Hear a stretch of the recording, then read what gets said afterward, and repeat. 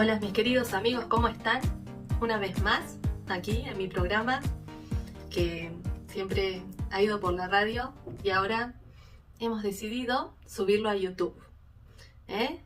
Hemos, rebautizado el canal como Oasis de María para todas aquellas almas que estén buscando un espacio de paz, un espacio de comunión, un espacio de encuentro, de comprensión, de empatía y de formación, fundamentalmente. Hoy vamos a hablar del remanente fiel. ¿Qué es el remanente fiel? Vamos a definir un poco ese concepto, porque en tiempos difíciles el Señor siempre se guarda un remanente. Y vamos a hablar sobre María como madre de ese remanente fiel. Porque imagínense que Dios pone a su madre como una gallina que cobija a sus pollitos, como madre de ese remanente, como madre de ese rebaño. Pero bueno, vamos a desarrollar el tema de a poquito. ¿Cuál es el verdadero remanente fiel de Dios? Esa es la pregunta. ¿Quiénes son esos verdaderos cristianos que permanecen fiel a los principios bíblicos a pesar de la oposición cultural que estamos viviendo? Vaya oposición, Vaya oposición. No me voy a meter en tema porque creo que esto es muy claro para todos, ¿no? La oposición cultural que estamos viviendo. Hoy, vamos a estar hablando del remanente. Esperen que le voy a abrir la puerta a mi perrito. Atilio, que me parece que quiere participar de esta conversación. Espérenme. Adelante. Acá estoy de nuevo con ustedes. Yo les cuento que en un rato van a llegar mis hijos del colegio. Así que puede ser que tenga otras interrupciones. Así que no se asusten. Las mamás somos así, multitasking.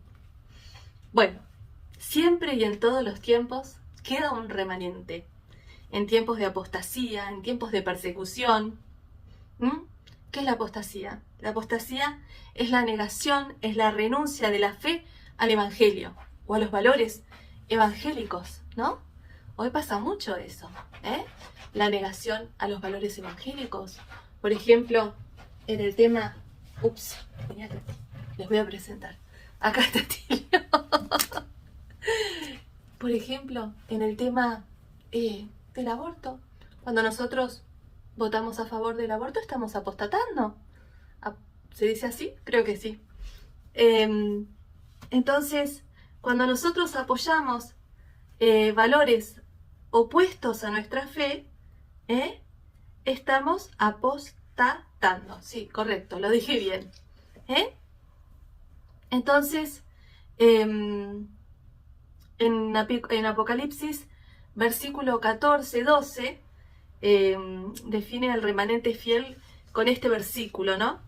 Como que dice así, dice, aquí está la paciencia de los santos, ¿no? O sea, el remanente es ese grupo de gente que tiene esa paciencia, ¿no? Esa perseverancia, los que guardan los mandamientos de Dios y la fe de Jesús.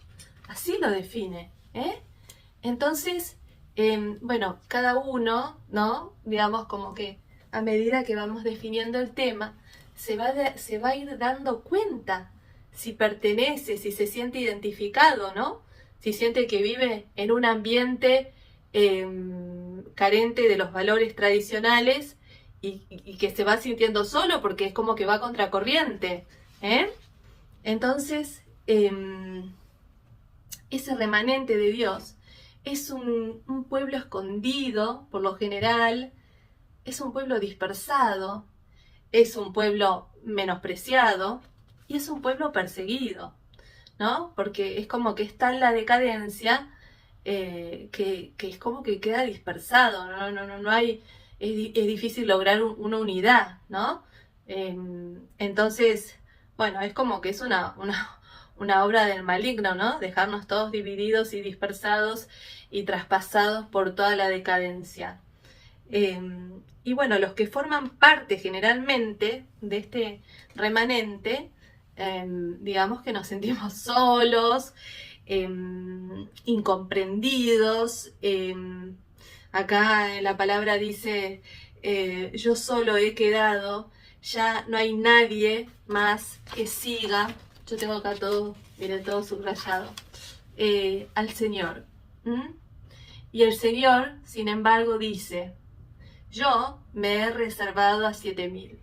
Esto se lo decía a Elías, ¿no? Cuando él estaba en medio de una situación así, también de decadencia total, en una situación crítica. Dios nunca, nosotros tenemos que entender que Dios nunca abandona, sí, pase por favor, que Dios nunca abandona a sus fieles y en todo caso siempre está presente y siempre nos fortalece. Por ejemplo, pensemos esto, ¿no? Pensemos en esta situación, cuando Jesús estaba en su pasión, en un momento crítico. Pensemos en ese momento, en esa época, cómo estaban los cristianos en esa situación, en ese contexto histórico. Jesús fue el primer perseguido, el primer incomprendido. A Jesús no lo recibieron los suyos, los que lo tenían que recibir. Lo vivían como ahí, como tac, tac, como, ¿no? Como escudriñando y además como que Jesús no cabía en sus estructuras, como que Jesús sanaba en sábado, ¿no?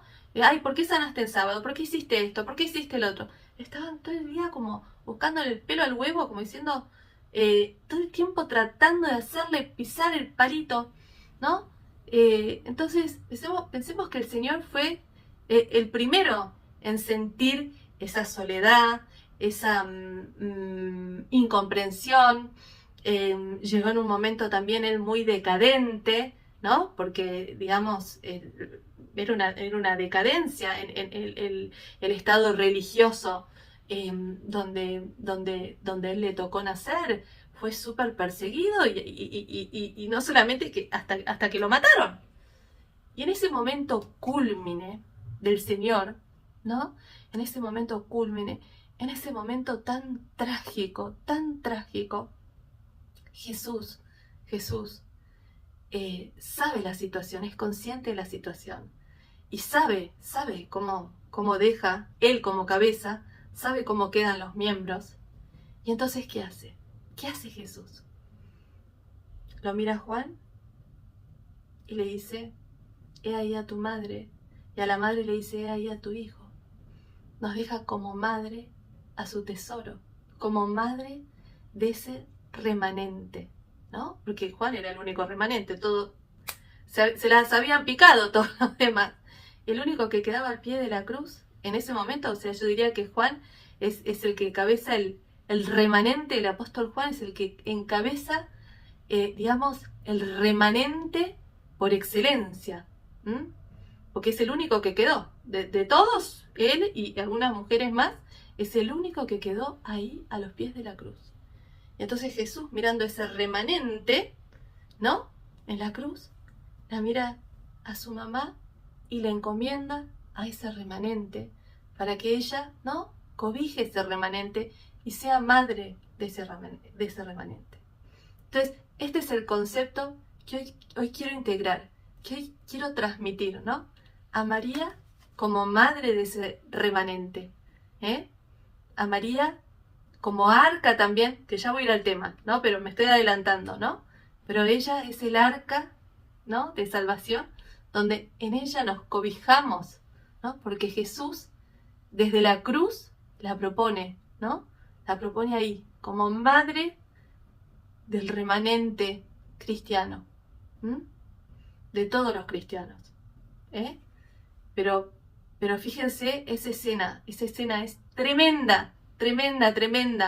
A mí me toca muchísimo esa escena, me toca muchísimo, ¿no? O sea, Jesús en su peor momento, entregando su mayor tesoro, o sea, ya les di todo, mi vida, todo, entregué todo hasta la última gota de mi sangre, y ahora les entrego mi tesoro, mi madre, para que sea vuestra madre. O sea, fuertísimo, fuertísimo. A mí me mata esa escena, me mata, por eso yo la amo tanto a María, la amo tanto, la tengo acá, la amo, pero con el alma, y la recibo como madre y la aprecio tanto porque Jesús me la dio, y Jesús me la dio con un amor en el medio de su pasión redentora, que no puedo más que amarla como Él la amó, como la amó Juan, el discípulo amado que hizo. La recibió en su casa. ¿Y quiénes son los discípulos amados? Los que la reciben en su casa, como Juan. Y ese es el remanente fiel. Los discípulos amados, los que son fieles, los que perseveran a los pies de la cruz, a pesar de que la iglesia esté pasando una pasión, una situación difícil, aunque le estén crucificando, aunque le estén maltratando. Entonces, uno en la vida tiene que ver dónde se ubica, ¿no? ¿Qué vamos a hacer? ¿Esos que le tiran piedras a la iglesia? ¿O vamos a estar en el lugar de Juan, en un lugar humilde? En un lugar humilde, ahí a los pies de la cruz, amando, recibiendo a María como madre y dejándonos transformar por ella, porque ella es el molde de Jesucristo. María es el molde, porque Jesús, al haberse encarnado en María, María se transforma en el molde de Jesucristo. Y en ella somos modelados conforme a su Hijo. No me quiero ir de tema, pero es muy importante hablar de estas cosas.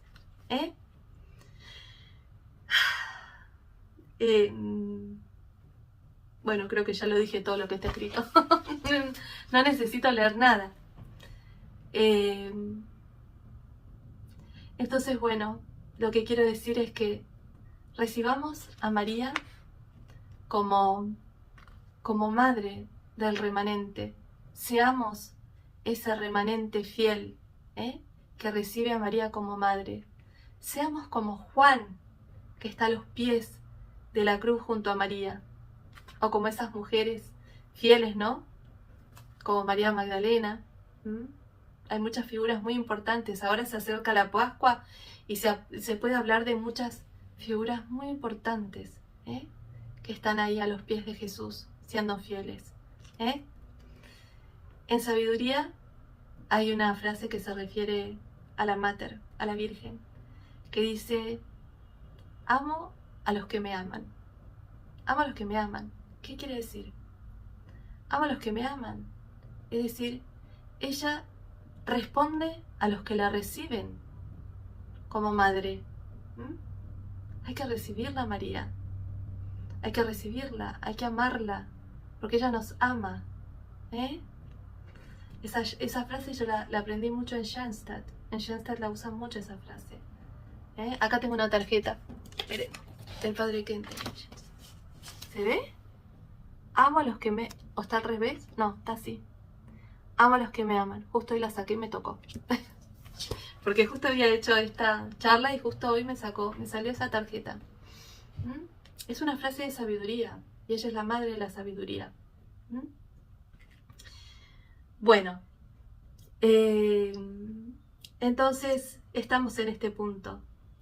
Quien ama y recibe a María como madre es amado y recibido como hijo. Juana la amó filialmente y la recibió en su casa. María era la herencia de los primeros cristianos. Ella es y era la madre de Dios. Ella era la cabeza de la primera comunidad cristiana. Por voluntad de Dios, todos eran muy reverentes con María. Todos. Jesús deseaba que María, era por voluntad de Dios, que ella asistiese a sus apóstoles, a toda la iglesia, y le dio toda la fuerza y toda la potestad. Bueno, y ese proceder de Dios desde el principio de la iglesia no cambia en el tiempo. María sigue siendo madre por excelencia y sigue asistiendo y protegiendo a sus fieles. Imagínense a María en esos 3 días oscuros entre que Jesús muere y Jesús resucita. Todos estaban en torno a la madre de Jesús. En Pentecostés también, para recibir el Espíritu Santo. Todos estaban rezando en torno a ella, porque lo que quedaba de Cristo era María. Y Jesús tuvo con María 30 años sujeto a María. Imagínense lo importante que es María.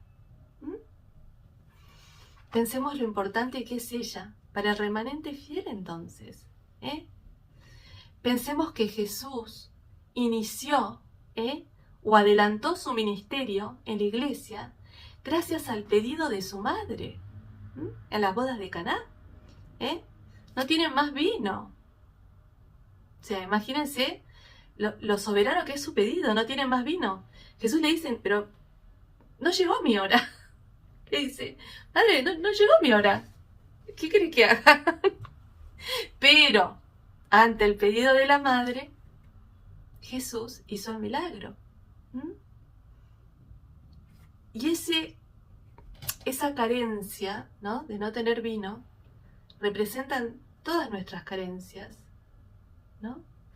Y esa abundancia de vino representan todas las bendiciones de Dios. Pero ¿quién está en el medio? María. María. ¿Y quién impulsa eso? ¿Quién impulsa eso? María. Entonces es muy importante cómo queda demostrada su soberanía en toda esa situación. En el inicio del ministerio de Cristo y al final de la vida de Cristo, a los pies de la cruz. Es súper importante captar esos detalles, porque si bien ella está oculta, muy oculta en el Evangelio, las intervenciones que hay de ella son bien significativas. Bueno, no me quiero ir por las ramas, pero quería destacar esas cosas importantes de la figura de María. Por lo tanto, tenemos que entender quién es la madre del Hijo de Dios. Yo sé que acá todos los que me están mirando son muy marianos y aman mucho a la Virgen, como yo la amo. Pero bueno, es bueno recordar estas cosas. Y por si tal vez hay alguien que no la conoce bien, para amar a María, primero hay que conocerla. Y cuando se la conoce, uno la ama, pero con todo el corazón. Porque María es lo más amable del mundo, porque Dios mismo la amó primero y Él mismo la creó para ser la persona más amable, el ser más amable del mundo. Es el paraíso de Dios, María, en donde Dios establece su presencia y en donde nosotros como cristianos somos congregados, y así seremos la nueva estirpe de Dios, el pueblo de alianza, su remanente. María es el arca de salvación. Jesús, cuando se apareció en la Argentina, por ahí hay mucha gente que me está viendo de otros lados y no conoce esta historia, pero Jesús se manifestó en Argentina en un pueblo que se llama San Nicolás de los Arroyos. Y entonces primero se manifiesta María y después en un mensaje se manifiesta Jesús. Y Él dice, esta vez estoy con mi arca en tierra firme, pero se refiere a su madre como arca, como arca de salvación. Y bueno, hay 1800 mensajes entre los de la Virgen, que son la mayoría, y hay varios mensajes que son de Jesús, que ya están aprobados por la Iglesia.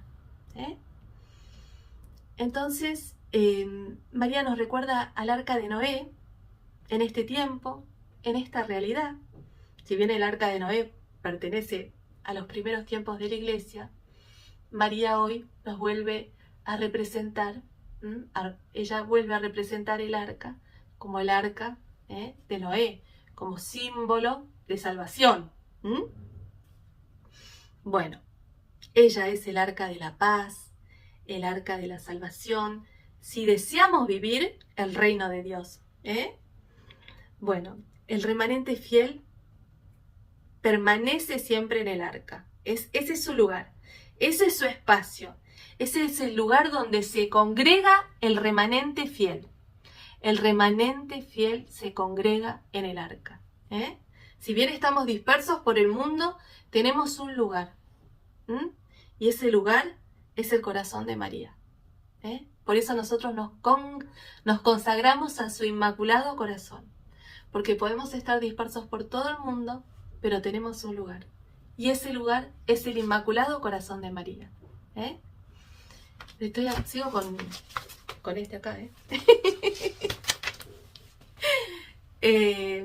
Bueno, ella es nuestro refugio, nuestro consuelo para los hijos que en ella depositan su corazón.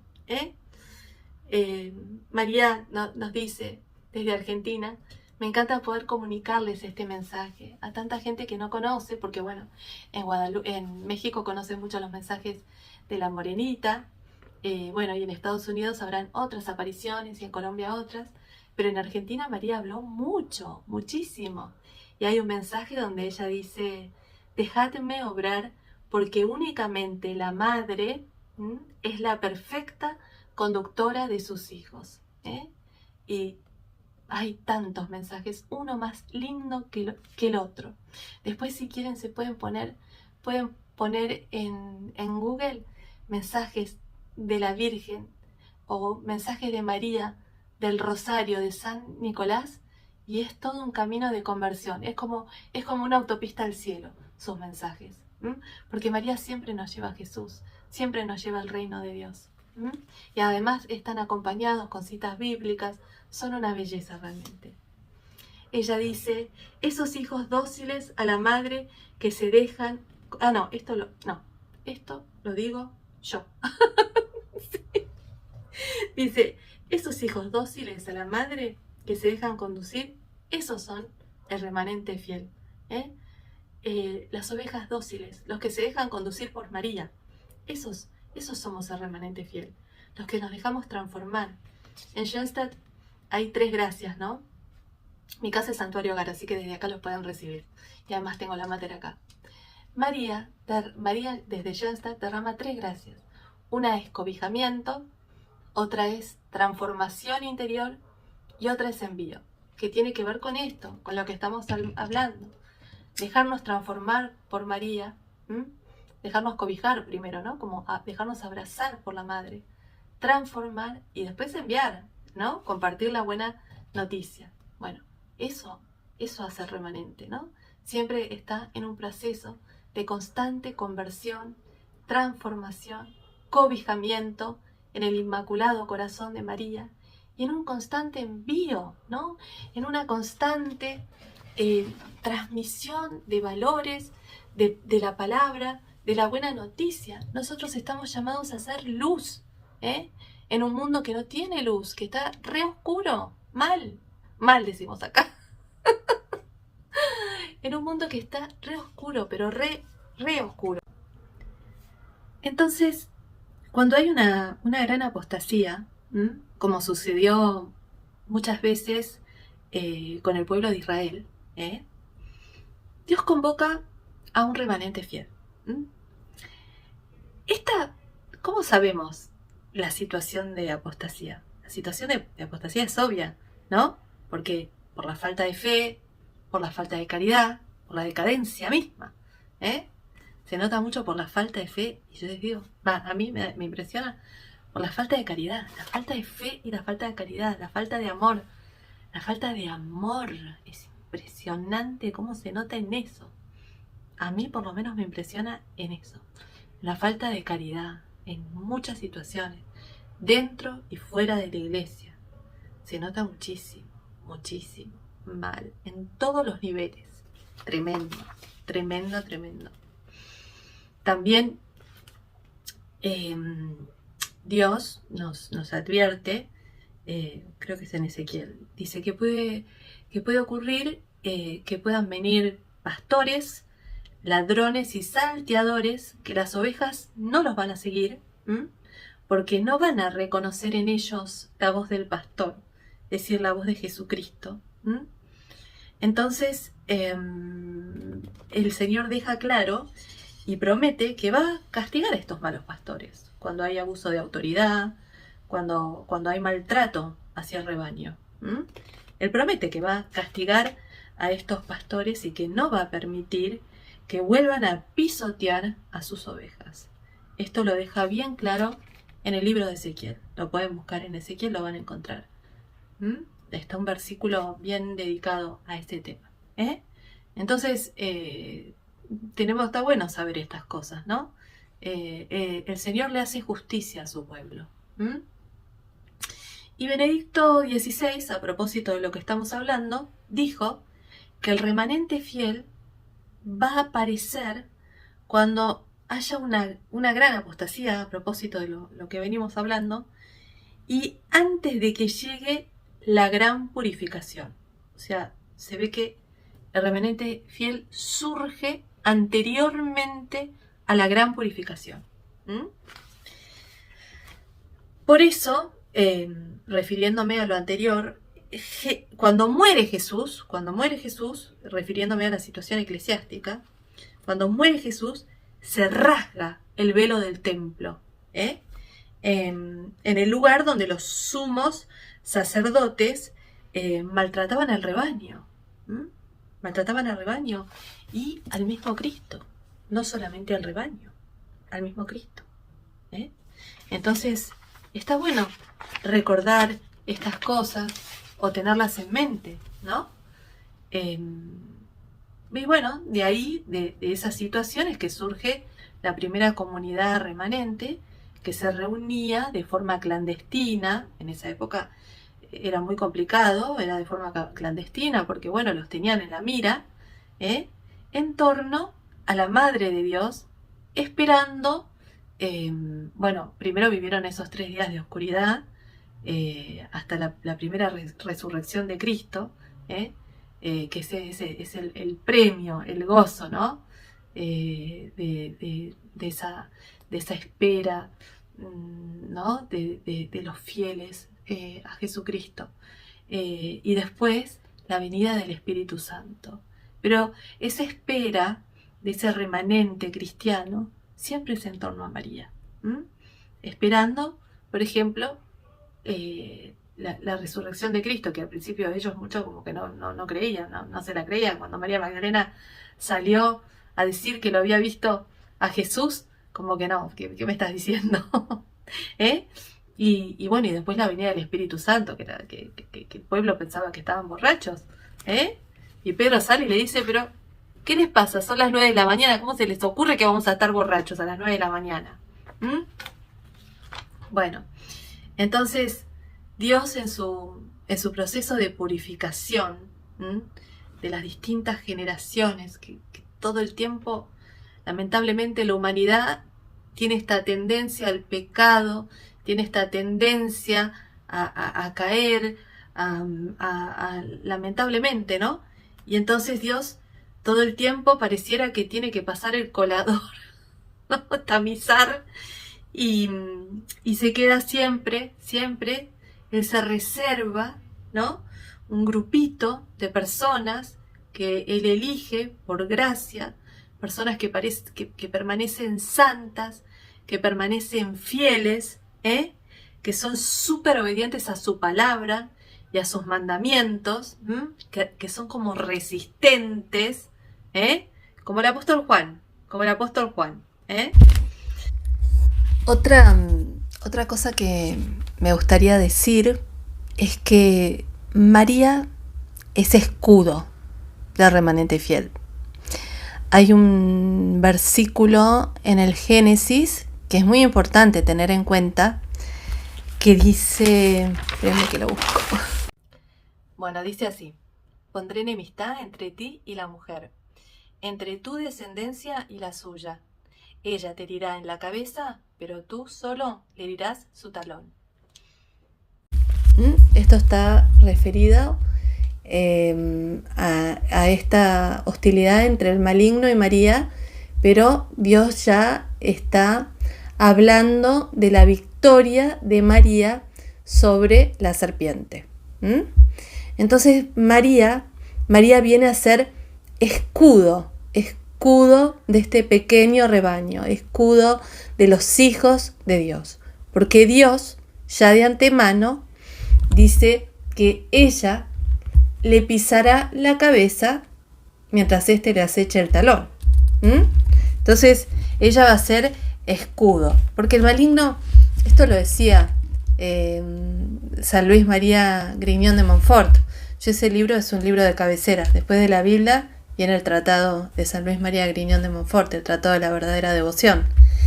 Él dice que el maligno le tiene, bueno, la palabra pánico lo usé yo, pero dice el maligno le tiene pánico, ya que el muy orgulloso sufre infinitamente al verse vencido y castigado por una humilde esclava de Dios, y la humildad de la Virgen lo humilla más que el poder divino.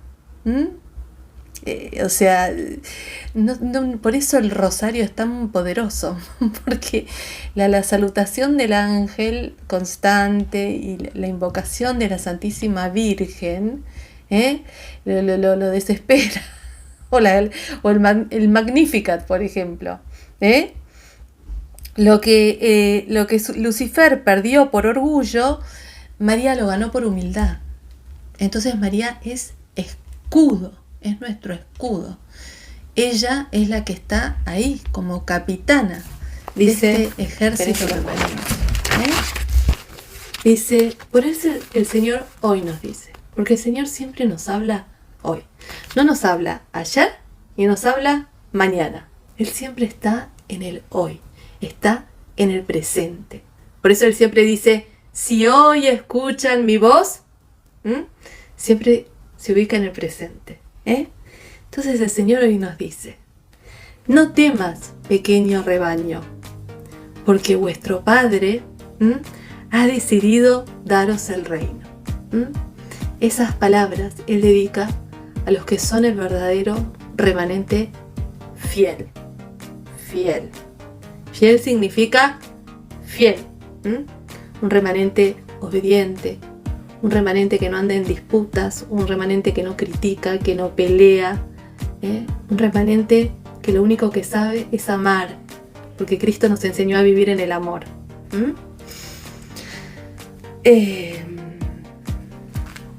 Creo que no tengo mucho más para decir. Este remanente es el que perpetúa a la Iglesia de Cristo en la tierra. Y tenemos que ser ese remanente que va a entrar al paraíso, a la tierra nueva que Jesucristo nos prometió. Así que seamos ese remanente fiel. Respondamos al llamado de nuestro Señor a ser santos. Aunque suene impopular esa palabra, pero la verdad que el reino de los cielos está cerca. Y me despido con esta frase, y si quieren seguir recibiendo estos videos que se hacen, la verdad, con el corazón,